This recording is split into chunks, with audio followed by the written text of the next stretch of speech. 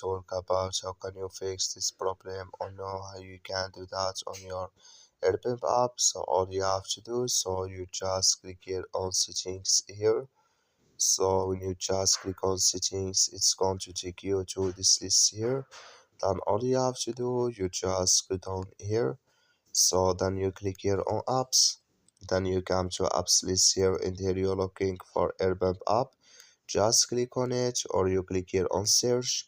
So then add here Airbnb app. Just click on it here.